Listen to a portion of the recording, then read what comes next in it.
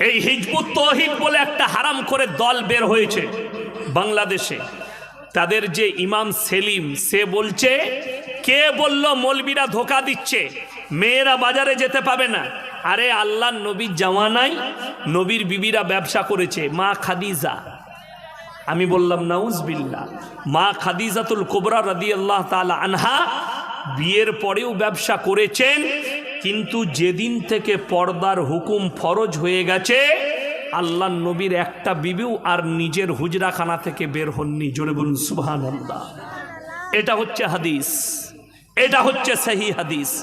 আমার মুসলমান ভাই, এক নম্বর, যদি আপনার স্ত্রী খুব অসুস্থ হয়, পর্দার সহিত সব থেকে প্রথমে মেয়ে ছেলে ডাক্তার খুঁজবেন। কি ডাক্তার বললাম? মহিলা ডাক্তার খুঁজবেন। কোথায় আছে তার কাছে নিয়ে যান। যদি দেখেন সালারে কোনো মেয়ে ছেলে ডাক্তার নেই, যে প্রবলেম হচ্ছে তার, তখন বাধ্য হয়ে পর্দার সহিত আপনি সাথে থেকে সেই ডাক্তারকে দেখাবেন।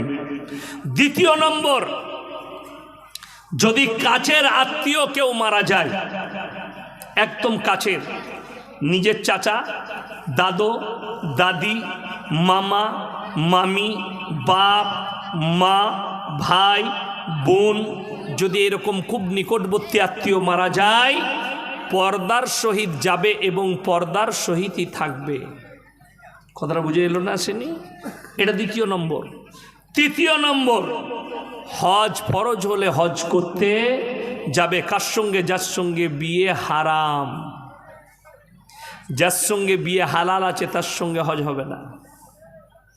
বিয়ে যার সঙ্গে হারাম তার সঙ্গে হজ করতে যাবে। এটা হচ্ছে নারীদের জন্য অর্ডার। কোরআন বলছে ওয়াদরিব খুমুনা। আপনি বলবেন অনেক মেয়েরা চাকরি করছে, যে চাকরি করছে বেপর্দায় গিয়ে সে বুঝে করবে। যেমন আপনাদেরকে বলে দিই, আপনারা দেখতে পান মৌলবীরা জলসা করে পয়সা নিচ্ছে, এটার ফতোয়া আপনি আনতে যান মুফতিদের কাছে। মৌলবীরা জলসা করে রেট করে পয়সা নিচ্ছে, এটার ফতোয়া নিতে যান।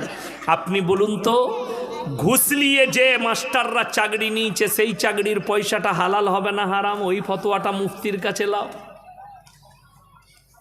আমি শওকতের বেটা চ্যালেঞ্জ দিয়ে বলে গেলাম, ওই যারা ঘুষ দিয়ে চাকরি নিয়ে চাকরি করছে তাদের পুরো জিন্দেগির কামাইটাই হারাম।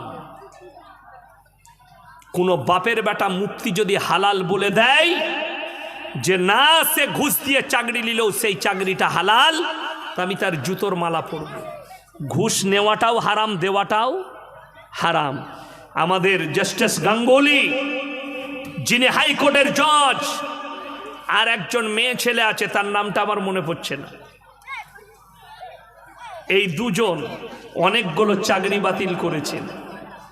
আমি তো জাস্টিস গঙ্গোপাধ্যায়কে স্যালুট জানাবো। যতগুলো চাকরি বাতিল করেছে, এই হারামখোররা সব ঘুষ দিয়ে চাকরি নিয়েছিল। শুনেলেন, এদের মধ্যে মুসলিম যারা থাকবে, যারা ঘুষ দিয়ে চাকরি নিয়েছে, ঘুষ দেওয়াটাও হারাম, নেওয়াটাও হারাম। যতদিন ইনকাম করেছে হারাম ইনকাম করেছে।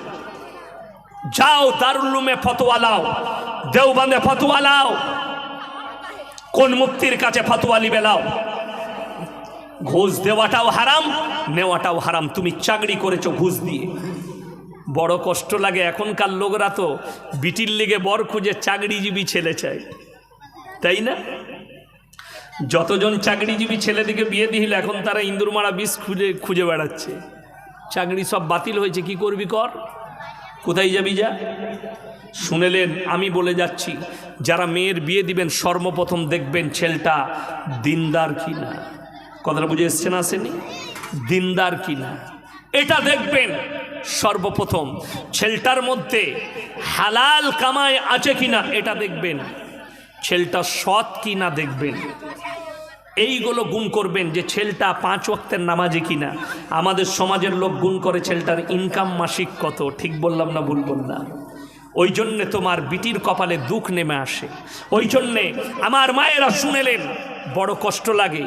মেয়েদের একটা খারাপ গুণ আছে, মেয়েরা যখন নিজের মেয়ের বিয়ে দেয় জিজ্ঞেস করে ছেলে কি করে, ছেলের কামাই কত, ঠিক কিনা?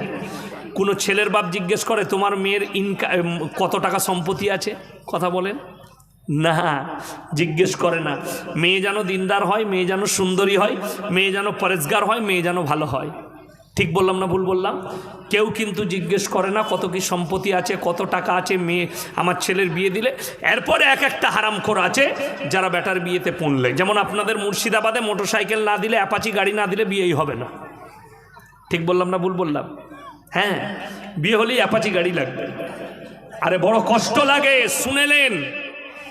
যারা বেটার বিয়েতে মেয়ের বাবাকে কষ্ট দাও, যারা বিয়েতে পড়লে, সেই বিয়েতে যতগুলো পনের পয়সায় খাবার দাবার হয়, ওই খাবারগুলো হারাম।